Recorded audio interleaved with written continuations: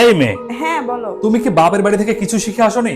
হঠাৎ করে এসব কেন বলতেছো? আমি কি কোনো ভুল করছি? প্রতিদিন বাইরে যাওয়ার আগে তোমাকে কি আলাদা করে মনে করে দিতে হবে যে আমার জুতাগুলো একটু মুছে রাখো, কাপড়গুলো একটু আয়রন করে রাখো? বলার আগে একটু নিজে নিজে করে রাখতে পারো না?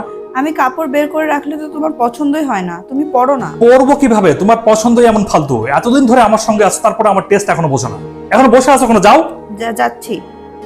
আম্মা আর কত সহ্য করব বলো? ও কথায় কথায় আমাকে অপমান করে, এমনকি গায়ে পর্যন্ত হাত তোলে। মনে হয় সব ছেড়ে ছুড়ে চলে যায়। কি ব্যাপার ভাবি, কোনো সমস্যা? ও তুমি আসছো? কোনো সমস্যা নাই, বসো বসো। আরে বোন, তুই তুই কখন আসলি?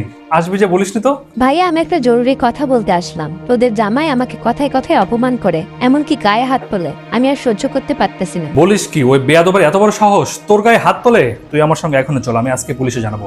আর হ্যাঁ, তোকে আর ওই বাসায় যেতে হবে না, তুই এই বাসায় এখন থেকে থাকবি। তোর ভাই এখনো বেঁচে আছে। নিজের বোনের গায়ে হাত তুললে সেটা অন্যায়, আর অন্যের মেয়ের গায়ে হাত তুললে সেটা বুঝি অধিকার হয়? মানে কি বলতে চাস তুই? নিজের বোনের জন্য যা অন্যায়, অন্যের মেয়ের জন্য কি সেটা অন্যায় না? দুর্ভাগ্যবশত আমি ভাবি সব কথা শুনে ফেলছিলাম। এখনো সময় আছে ভাইয়া, নিজেকে বদলাও।